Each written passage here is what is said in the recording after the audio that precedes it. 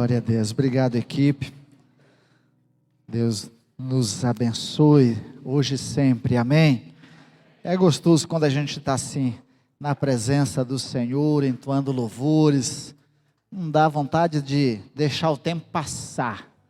Eu imagino os discípulos, Pedro, Tiago e João, quando estavam no monte da transfiguração e contemplando a glória de Deus. Eles não queriam descer dali. Vamos construir aqui um lugar, uma tenda para cada um, e vamos ficar aqui. Então é bom demais estar assim na presença do Senhor. Abra comigo a sua Bíblia no livro de Lucas, deixe aberta no capítulo de número 2. Eu quero pensar com os irmãos hoje sobre celebrando o nascimento de Jesus. Celebrando o nascimento de Jesus. Eu trago um abraço aqui da Igreja Batista Belo Horizonte. Eu estive lá hoje pela manhã pregando e trago o abraço lá do pastor Vladek. Estava lá o pastor Vladek, pastor Nilson, pastor Bonfim, e tinha mais um que eu não estou lembrando, mas todos eles mandaram um abraço para a Igreja Batista do Jardim Tarumã, assim como outros, Rosilene, que já conhece a igreja e está sempre conosco aí nos encontros de casais, deixar um abraço para a igreja. Estivemos também na Santa Casa e vimos o coral de algumas igrejas batistas reunidas ali, celebrando ao Senhor e cantando para aqueles que estavam à mercê da enfermidade ou fazendo visitas no hospital. Estivemos ali para ver o irmão Ismael, que está internado. Oremos por ele, pela sua saúde, pela sua recuperação. Vamos orar para que Deus possa manifestar a sua graça na vida do nosso irmão Ismael. E depois voltamos tristes para casa, porque eu saí da Igreja Belo Horizonte, depois de pregar lá, e os irmãos estavam fazendo um churrasco, mas um churrasco que só aquele cheiro não me deixava sair dali. Meu desejo era voltar, e o churrasco foi programado para comemorar a final do Brasil com a Argentina ou a França, mas tiveram que comer o churrasco assistindo o jogo França e Argentina, né? E comemorarem com os nossos hermanos, né? O tricampeonato brasileiro. Mas é assim mesmo. O tricampeonato brasileiro mundial, né? É porque eles ganharam da gente no Brasil, a Copa América, e aí fica aí na cabeça também. Mas abra sua Bíblia lá e vamos pensar sobre isso. Mas antes de ler, não folheie ainda a sua Bíblia, nós vamos ter tempo de fazer isso. Deixe-me perguntar aqui, quem sabe, e olha que é uma prova boa, quem sabe quais livros do Novo Testamento narram e falam a história do nascimento de Jesus? Quem sabe quais são?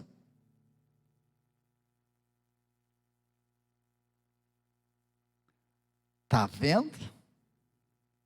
A gente fala de Natal e do nascimento de Jesus, mas deixa-me ajudar vocês. São 4 evangelhos: Mateus, Marcos, Lucas e João. Quais desses falam do nascimento de Jesus? 2, 3 ou 4? Está vendo? Só 2 falam do nascimento de Jesus: Mateus e Lucas. Marcos não narra o nascimento de Jesus. Marcos já começa falando de João Batista e depois do batismo de Jesus. João também não fala do nascimento de Jesus, mas apresenta Jesus como o encarnado de Deus, o Filho amado de Deus, aquele que se fez carne e habitou entre nós e vimos a sua glória como a glória do unigênito do Pai. Mateus e Lucas narram a história do nascimento de Jesus. E alguns historiadores e até alguns cristãos têm escrito na atualidade livros dizendo que esses 2 evangelhos se contradizem em relação ao nascimento de Jesus. Obrigado, Felipe. Está vendo? Acertei seu nome, Felipe. Dizendo que esses 2 evangelistas se contradizem quando narram a história do nascimento de Jesus. E se você ler o Evangelho de Marcos, a partir do capítulo 1, indo capítulo 2, o Evangelho de Lucas também, e vendo a história de Jesus, aparentemente as duas narrativas de fato se contradizem. Mas por isso é importante não apenas lermos a Bíblia, mas estudarmos a Bíblia e irmos a fundo para entendermos esses fatos, essas narrativas e como elas se completam. Hoje não dá tempo a gente fazer um levantamento e uma argumentação histórica de todos os documentos arqueológicos que provam a presença desses personagens e a união das duas narrativas. Mas nós vamos juntar essas duas narrativas para de fato aprendermos a história do nascimento de Cristo Jesus. Essa história que deve ser contada para os nossos filhos, que deve ser contada para as crianças, deve ser contada para os adultos, porque se celebra o Natal, mas se esquece da verdadeira história e da história do nascimento daquele que é celebrado o Natal, o presente, como falamos, o presente da graça de Deus, e falamos isso na semana passada. Os personagens que estão presentes nessa história, nós encontramos o anjo Gabriel, nós encontramos Isabel, que era da descendência da tribo de Arão, nós encontramos Zacarias, também descendente de um sacerdote, na sua escala, a segunda ordem de Abias, e a gente vai entender isso, você pode abrir depois a sua Bíblia, em 1 Crônicas, capítulo 24, ali a organização das escalas sacerdotais para o serviço litúrgico, e por isso é possível datar mais ou menos o mês do nascimento de Jesus. A gente vai dar uma olhadinha nisso. José, Maria, esses dois personagens, Maria, provavelmente uma adolescente de 13 a 15 anos de idade. Isso assusta vocês? Mas Maria, noiva de José, e naquela época o noivado acontecia não como nos dias de hoje, mas como uma promessa, um acordo de família, né, um ajuste de casamento, embora tivesse, em muitos casos, a permissão, o consentimento da mulher, da filha, mas isso no geral acontecia com adolescentes. Logo após a sua primeira menstruação, elas estavam aptas para o casamento e eram entregues para o noivado, num acordo contratual, e depois consumado o casamento. Quando o noivo, então, ia trabalhar para levantar o dote, pagar o dote pela noiva, e aí, de fato, consumar e celebrar o casamento. E José, provavelmente, bem mais velho que Maria, se a gente entende que na morte de Jesus, José já estava morto, Maria já era viúva, ou morreu por alguma enfermidade, ou como era de costume, os homens mais velhos casavam com as moças bem novas, né, nesse ajuste. Mas José, os pastores, que são homens simples do campo, nem sempre bem considerados pela sociedade, era uma classe pobre, digamos assim, esses que cuidavam do pastoreio no campo. Os magos, que eram os astrólogos, né, os cientistas, os estudantes dos astros, e que viram o sinal, a estrela, e a gente pode entender que havia a profecia, e alguns acham que eles eram prosélitos, ou seja, já conheciam o judaísmo, tinham sido evangelizados pelo judaísmo e conheciam a promessa do Messias e buscavam os sinais do nascimento do Messias. Isso é tão evidente que quando eles vão se encontrar com Herodes em Jerusalém, Herodes junta os escribas e junta os principais líderes religiosos para dizerem exatamente onde nasceria o menino Jesus. Entendendo aí que essa profecia e essa narrativa lida lá, hoje, lá em Números, como a gente leu, havia essa promessa.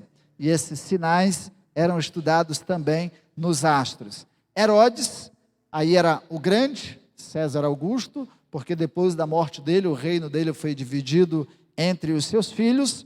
Governador Quirino, que embora seja questionada aí na história a presença dele nesse tempo e o recenseamento elaborado por ele, mas se a gente compreende que houve um erro na história na datação aí do nascimento, do ano zero do nascimento de Jesus, de 4 a 6 anos, então é perfeitamente possível que esse recenseamento tenha de fato sido estabelecido por Quirino.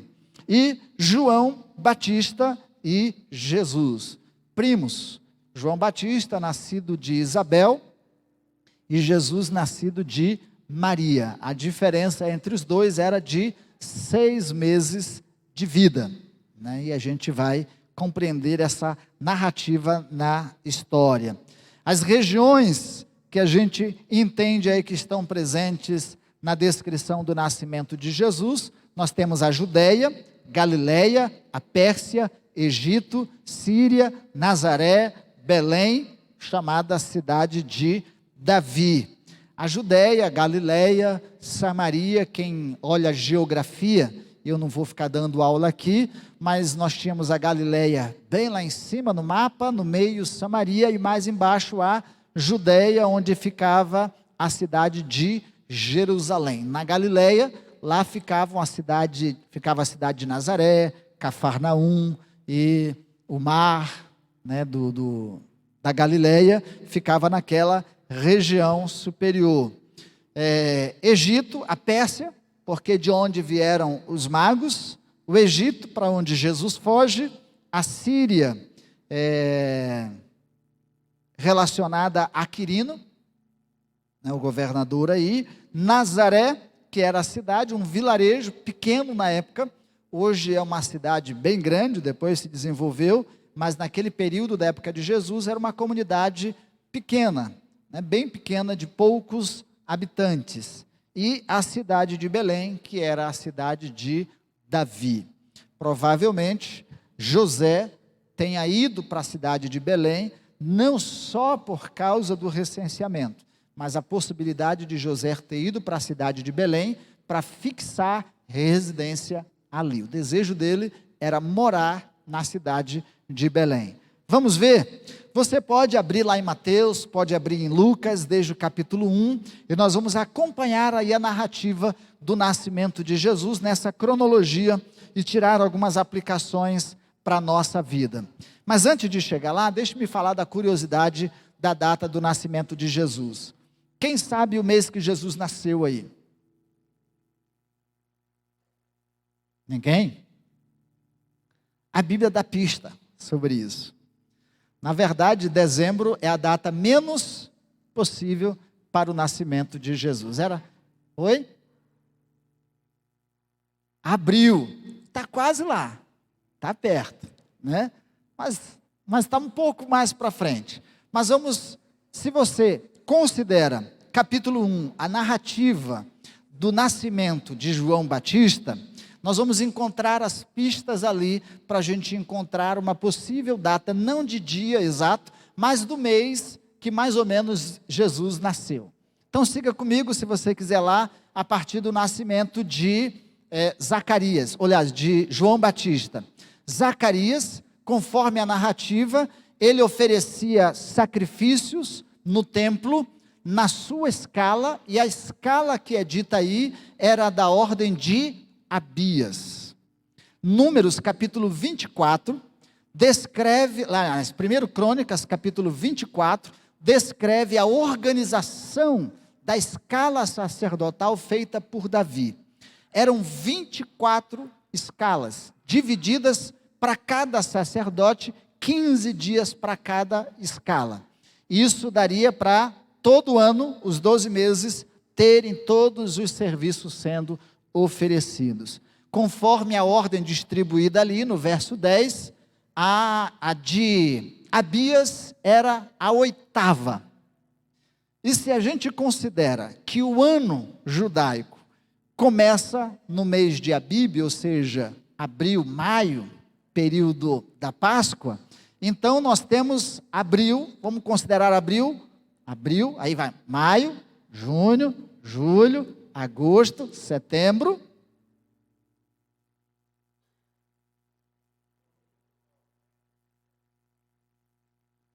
Deu 8? Então vamos lá. Abril, maio, junho, julho, agosto, setembro, outubro, novembro. Então, entre outubro e novembro. Então, vamos lá. Se era mais ou menos esse o mês que se iniciava e era a 8ª escala, então, João Batista nasceu mais ou menos entre o mês de outubro e novembro. E nasceu 9 meses depois da sua gestação. E qual que era a diferença de meses para Jesus? 6 meses. Então, nós vamos tirar a diferença aí, vai dar mais ou menos qual mês para o nascimento de Jesus?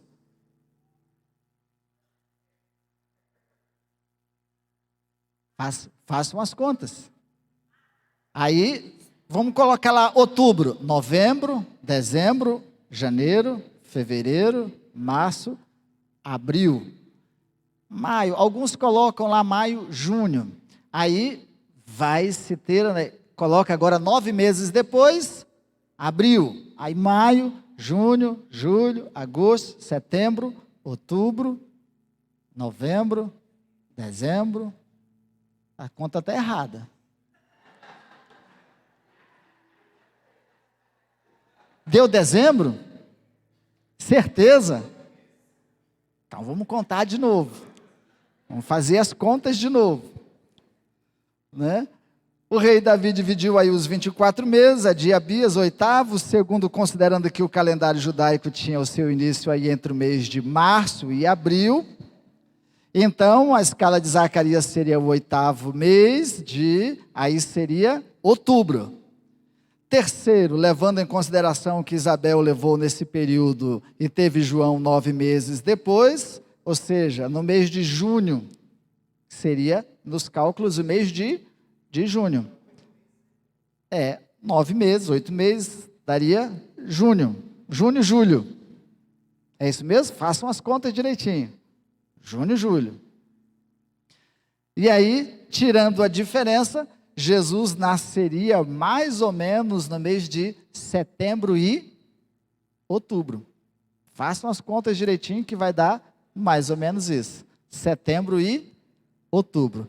A possível data para o nascimento de Jesus e corresponde também ao período da geografia aí do tempo, que não seria um tempo de inverno, não seria muito frio, seria o verão, seria quente, e aí a possibilidade de Jesus de fato nascer na manjedoura e todas aquelas condições que fora para o nascimento de Jesus. Então, nas contas, aí, nas minhas contas que eu organizei aqui, depois organizando com vocês, dá errado, mas nas minhas lá, dava mais ou menos setembro e outubro. Depois vocês podem refazer aí esse tempo direitinho da história, considerando as pistas da narrativa de Lucas, considerando a escala de Abias de Números 24, verso 10, e considerando o início do calendário judaico. Não tem data exata de dia, mas a data provável do mês do nascimento de Jesus, por essas pistas, daria aí entre setembro e outubro. Não seria dezembro. Dezembro foi criada aí essa data pela Igreja Católica por razões de compactuar aí com as datas festivas e até pagãs. Isso não quer dizer que a gente não vai mais celebrar Natal no período de dezembro. A gente pode ressignificar essas datas e aproveitarmos a oportunidade para falarmos aí do nascimento de Cristo Jesus. Amém? O anúncio do nascimento começa com o nascimento de João Batista. O anjo Gabriel aparece a Zacarias enquanto ele estava oferecendo sacrifício no templo. Ele fica mudo, ele já era de idade avançada, sua esposa Isabel de idade avançada. Então anuncia-se que haveria de nascer o precursor, aquele que prepararia o caminho, aquele que anunciaria e declararia a chegada do Messias. Então, o nascimento de Jesus começa com Deus preparando o último dos profetas, aquele que anunciaria e declararia a presença e a vida do Messias, Cristo Jesus. Isso acontece 6 meses antes. 3 meses, ou logo em seguida, 3 meses depois, o anjo também aparece a Maria. Aliás, 6 meses depois, o anjo aparece a Maria novamente e faz a anunciação do nascimento de Cristo Jesus. Bendita és. E aí Maria se coloca à disposição. Então, eis aqui a tua serva, e faça conforme a tua vontade. Conceberás e darás à luz a um filho, o seu nome será chamado de Jesus, que quer dizer Emanuel, Deus conosco, e ele perdoará os pecados do povo. Essa era a promessa do nascimento de Cristo Jesus. Após receber a promessa de que ela ficaria grávida, o seu noivo José fica sabendo da gravidez de Maria e tenta fugir, porque isso era inconcebível, ele não iria aceitar, considerando que o filho não seria dele. Aparece o anjo a José, também dizendo que ela havia sido concebida pelo Espírito Santo de Deus, e que ele deveria aceitá-la como esposa. José então aceita Maria como esposa, convive com ela, e não tem relações, conforme o texto, até o nascimento de Cristo Jesus. Mas nesse tempo não deve ter sido fácil para a vida de José, e nem deve ter sido fácil para a vida de Maria. Imagine uma cidade do interior, uma comunidade pequena, de pescadores, de gente simples, de repente alguém dizer: estou grávida e fui concebida pelo Espírito Santo. Estando noiva, esperando o casamento com José. Deve ter sido um escândalo na cidade. As dúvidas, os bochichos, os comentários, né?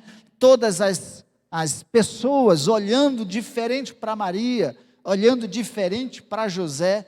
Isso não deve ter sido uma situação muito fácil. Mas Maria guardou tudo isso em seu coração, José, e Maria viaja para a região montanhosa e vai visitar sua irmã Isabel, que já há 6 meses está grávida de João Batista, anunciada como seria pelo anjo Gabriel também.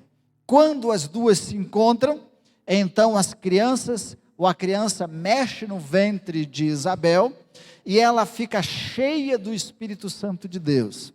E também essa saudação traz alegria a Maria, e aí nós temos o registro do cântico de Maria. Maria fica na casa de Isabel por 3 meses, e depois retorna para sua casa. E aí, retornando para sua casa, depois o recenseamento convocado por Quirino. Embora a gente, na nossa apresentação natalina, ou na nossa história contada para as crianças, a gente junta tudo isso num pacote cronológico, como se tudo tivesse acontecendo ao mesmo tempo. Isso levou todo esse tempo. 6 meses, 3 meses, retorna para casa, agora Maria já vai crescendo a barriga e vai nascer. Antes de nascer o menino, segundo a narrativa de Lucas, José e Maria vão para a cidade de Belém. Houve a convocação para o recenseamento, e eles vão para a cidade de Belém.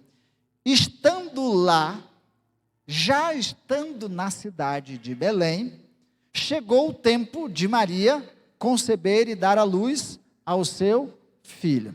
A gente imagina, quando conta a história do nascimento de Jesus, que eles chegaram, Maria já com dores de parto, para dar à luz a criança, batendo de porta em porta: me dê um lugar, me dê um espaço, meu filho vai nascer, não tem onde nascer. Não é essa a ideia que a gente tem?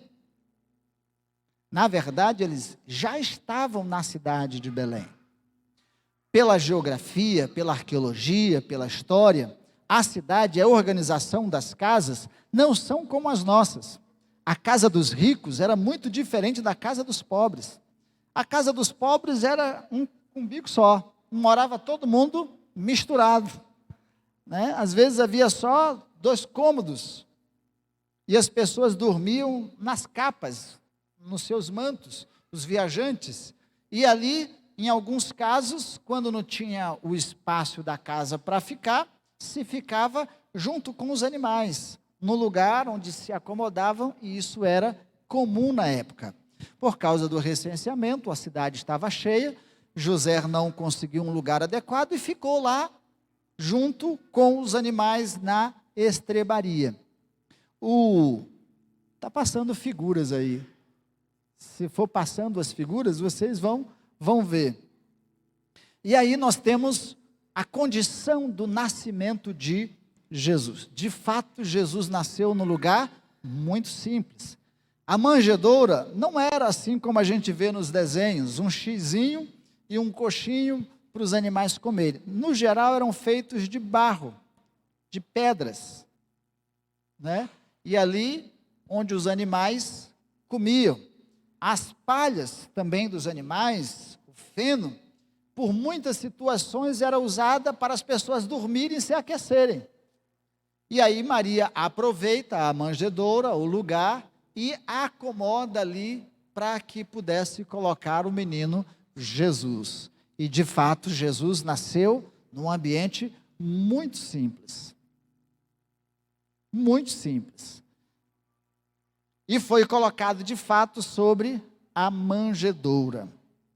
Então, temos o anúncio de João Batista, temos a presença do nascimento, o anúncio do nascimento de Jesus e o lugar do nascimento de Cristo Jesus. Se nós formos trazer algumas aplicações desses personagens até aqui, nós vamos considerar o anúncio do nascimento de Jesus como sendo importante para a nossa vida. E aí, no Cântico de Maria, e no encontro das duas, quando Isabel fica cheia do Espírito Santo de Deus, e ali Maria entoa um cântico diferente, minha alma engrandece ao Senhor, o meu espírito se alegra em Deus, meu Salvador. Quem lembra dessa música antiga? Minha alma engrandece ao Senhor, meu espírito se alegra em Deus. É bem antiga, bem antiga. É da sua época, né, Silas? Da sua época, da época acho que do pastor Paulo também. Mas se tiver por aí, depois vocês vão achar.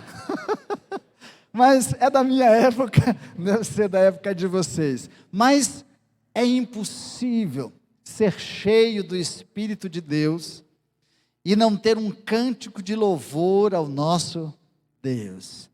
É impossível viver uma vida cheia da presença de Deus sem que nossos lábios transmitam a gratidão e o louvor ao nosso Deus. Daí a palavra de Deus diz que é impossível de uma fonte que joga água pura, joga água suja, né? É impossível a boca que louva a Deus amaldiçoar, praguejar e fazer outras coisas. Quem tem e vive com uma vida cheia do Espírito, vive louvando e engrandecendo ao Senhor.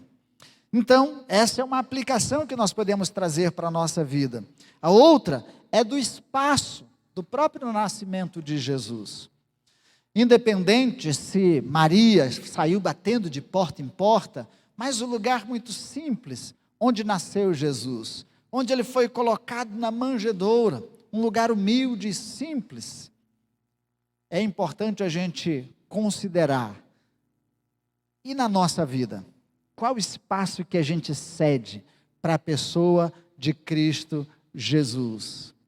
Na nossa história, qual o espaço que a gente cede para a pessoa de Jesus?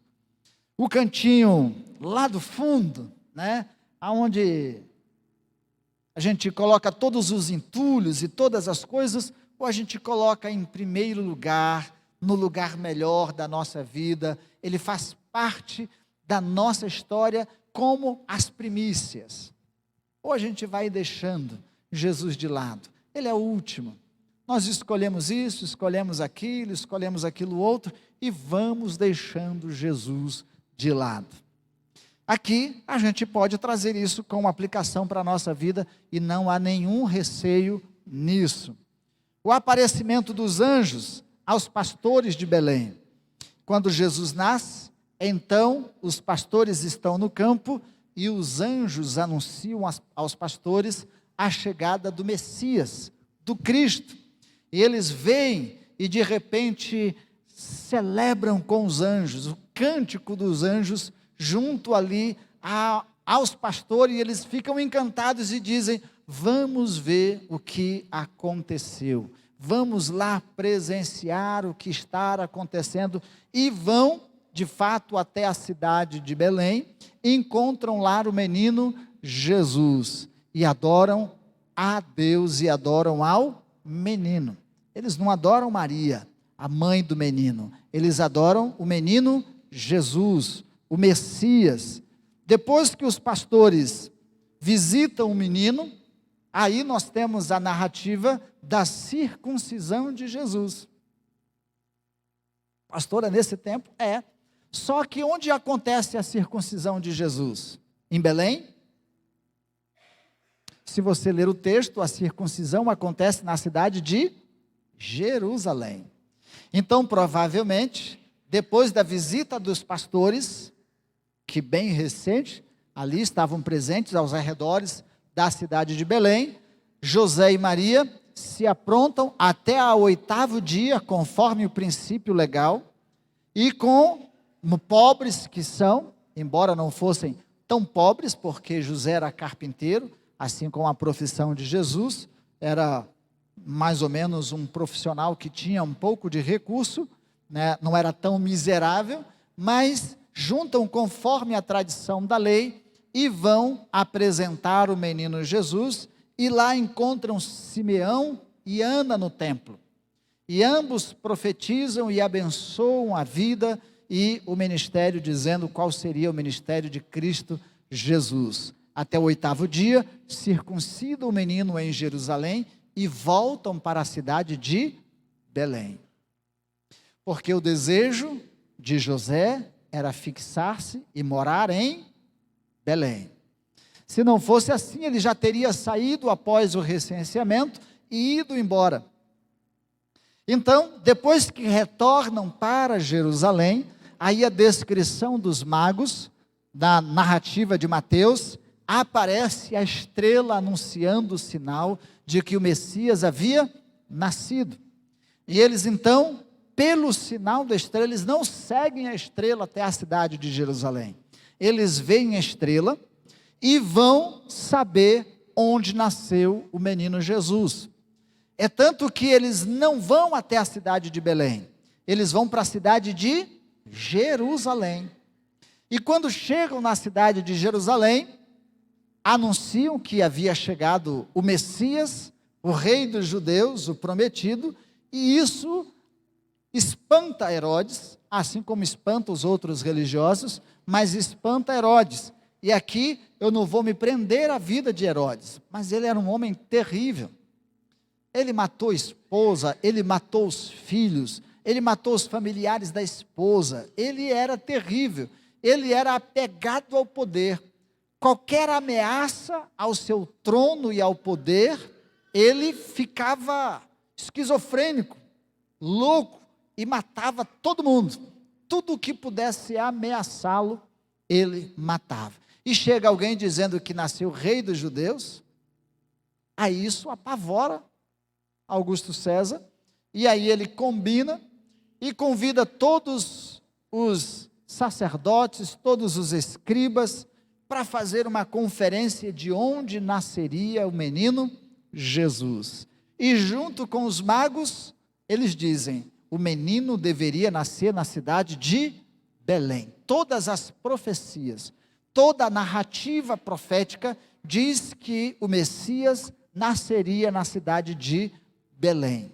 E aí Herodes combina para que ao chegar na cidade de Belém e encontrar o menino, eles conversem sobre tudo e voltem pela cidade de Jerusalém e diga para Herodes o lugar onde o menino estava. A proposta de Herodes era matar Jesus, perseguir e matar Jesus. Nesse tempo, Jesus já está com mais ou menos 2 anos de idade. Por que, pastor, com 2 anos de idade? O menino não estava pequenininho mais. 2 anos de idade, porque se considerarmos que os magos chegaram na cidade de Jerusalém, conversaram com Herodes e depois vão até a cidade de Belém, aí sim, guiados pela estrela, até onde o menino estava, e quando chegam lá, adoram o menino e oferecem ouro, incenso e mirra, com toda uma simbologia do que isso significa no ministério profético, o ministério sacerdotal e de Cristo Jesus. Então, ouro como rei, sacerdote e profeta, nessa simbologia. Adoram o menino, mas recebe uma revelação de Deus, uma informação de Deus pelos anjos, que deveriam voltar por outro lugar e não por Jerusalém. Enganado, se sentindo enganado, Herodes, pelos magos, ele manda matar os meninos de 2 anos para baixo. Isso significa dizer que Jesus, nessa visita dos magos, já estava com no mínimo 2 anos de idade. Mas vamos lembrar, parêntese, nesse tempo, também logo após a visita dos magos ao menino Jesus, o anjo fala a José, dizendo: José, pegue Maria, tome sua esposa, tome o menino e vão para o Egito, porque eles vão procurar matar o menino Jesus. José pega o seu jumentinho, ou o seu camelo, e foge para o Egito. Enfurecido, Herodes manda matar, e há uma chacina, e as crianças de 2 anos para baixo, da cidade de Belém e dos arredores de Belém, são mortos por Herodes, entendendo ele que assim estaria matando Jesus, o rei dos judeus, o Messias, o enviado de Deus para perdoar o pecado dos homens, o rei dos reis, aquele conforme Isaías descreveu e nós lemos juntos: Conselheiro, Pai da eternidade, Príncipe da paz.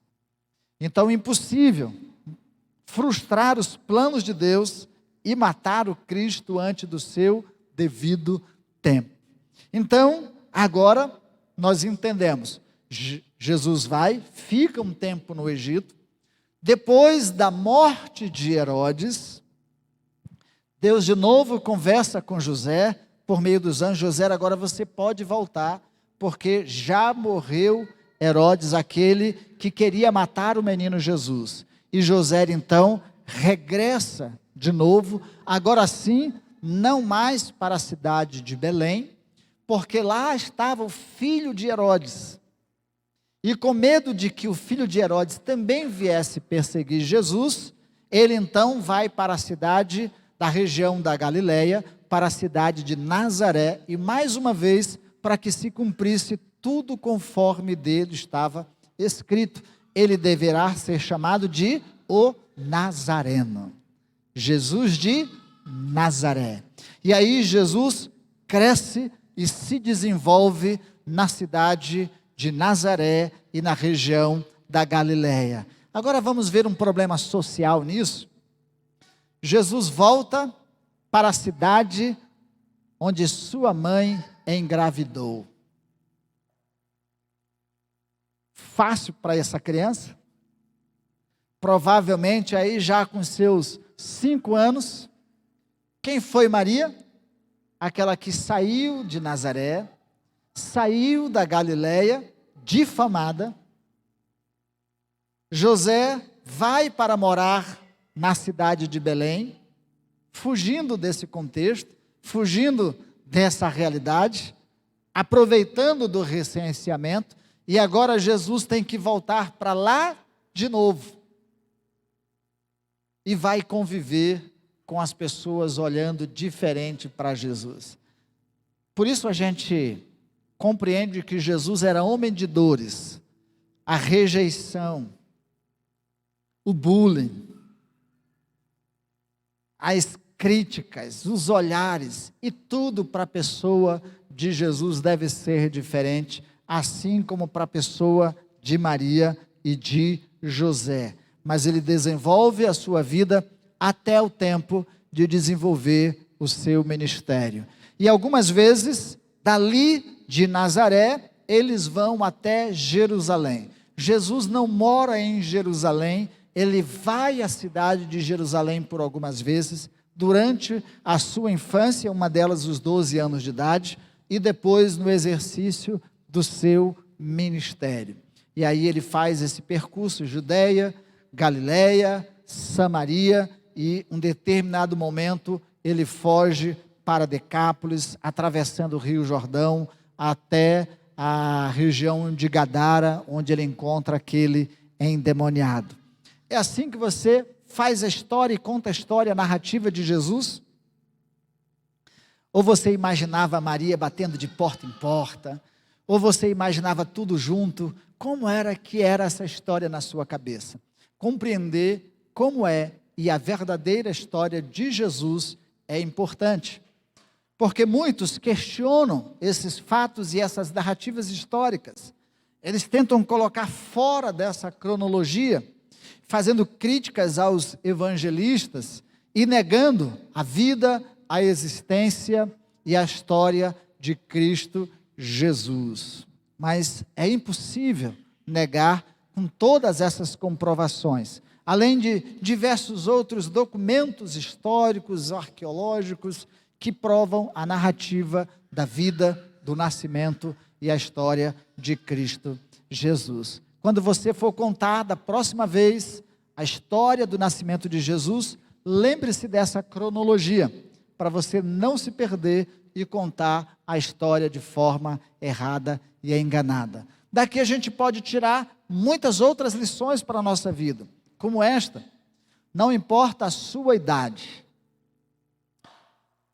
o sofrimento e as dores da história e da vida de Jesus se fizeram presentes. Se você já sentiu a dor da rejeição, saiba que Jesus também já sentiu essa dor.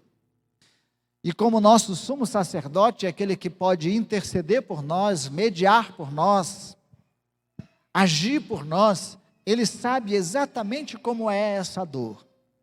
Se você acha que sofre ou já sofreu todos os bullies, todas as críticas, os xingamentos de pessoas, olhares diferentes das pessoas, saiba que Jesus também já recebeu esse olhar. Alguns historiadores até chegam a dizer que José deve provavelmente ter sido casado antes, e Jesus deva ter tido irmãos que não eram filhos de Maria.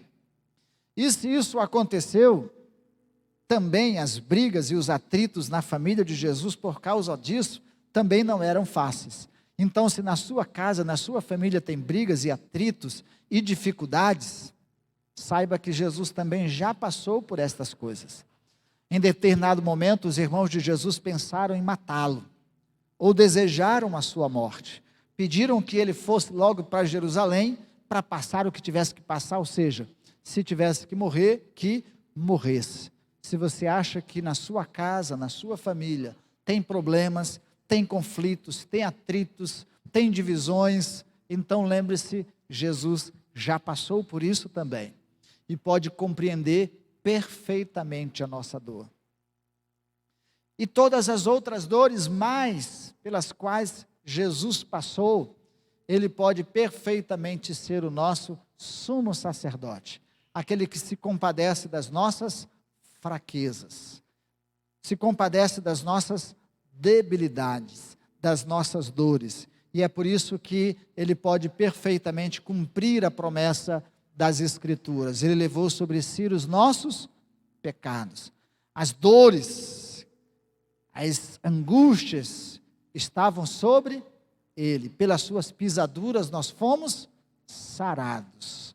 Então não importa a sua dor, não importa a sua ferida, não importa as suas angústias, por todas elas Jesus passou. E hoje, quando a gente se lembra do Natal, do nascimento de Cristo Jesus, esse que nasceu para nos redimir, para nos salvar e perdoar os nossos pecados e também se identificar com as nossas dores, é possível celebrarmos melhor o nosso Natal. Amém? Vamos nos colocar em pé e agradecer, celebrando de fato o nascimento de Cristo Jesus. Mais do que apenas aqui nós fizemos uma narrativa histórica. A dimensão espiritual nós falamos na semana passada, sobre Natal, o presente da graça de Deus para nós. Então, compreendendo esse personagem da história, mas compreendendo o significado do seu nascimento, o significado da sua vida, do seu sacrifício, da sua oferta, nós podemos celebrar melhor o nosso Natal, o nascimento de Cristo Jesus. E não deixe de contar esta história, de repetir essa história, de falar quantas vezes forem necessária essa história. As pessoas, como nós, não sabem de fato a história do nascimento de Jesus. Não sabem onde estão os registros da história do nascimento de Jesus. Eles contam conforme a ideia das pessoas ou conforme vão contando e não conforme a narrativa bíblica, a descrição bíblica. Nós temos esse compromisso. Quais os livros da Bíblia que falam da história do nascimento de Jesus? Mateus e Lucas. Agora uma prova. E Marcos começa por onde essa história de Jesus? A história de João Batista, né? E João começa por que história? Da encarnação de Cristo, e o Verbo se fez carne e habitou entre nós. Importante nós entendermos isso, cada um com seu propósito. Vamos orar, vamos pedir que Deus ilumine a nossa mente, nos fazendo compreender os propósitos de Deus em Cristo Jesus para a nossa vida, para a nossa família, para a humanidade. Vamos pedir que Deus nos ajude a guardarmos bem essa história, para não perdermos o seu valor e o seu significado. Eu vou convidar o pastor Paulo, que nos dirige a Deus nessa palavra de oração. Se quiser usar o microfone aqui, pastor, por gentileza.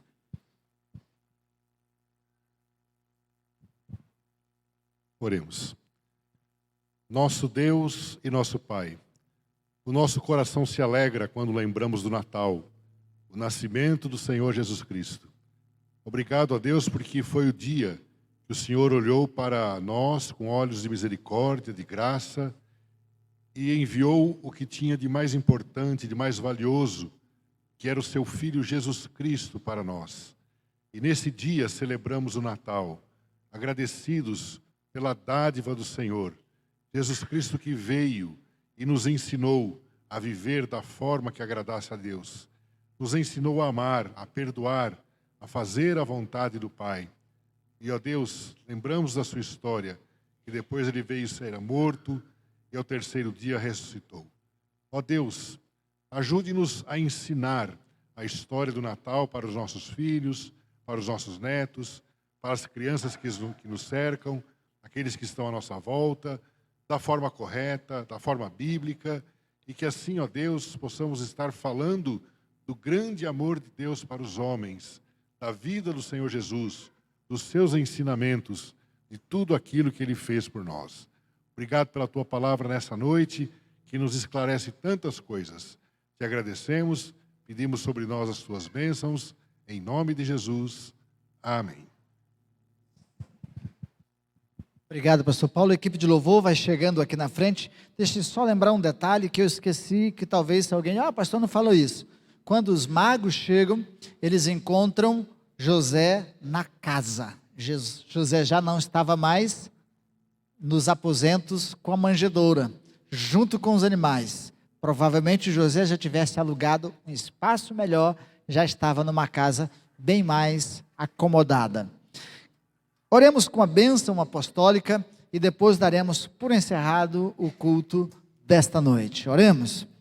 Que o amor de Deus, o Pai, a graça redentora e salvadora de Cristo Jesus e o consolo do Espírito Santo do Senhor seja com todo o seu povo, com toda a sua igreja, agora e sempre. Amém. Amém, Jesus. Amém. cantando com pós-lúdico nossa equipe de louvor, damos por encerrado o culto desta noite.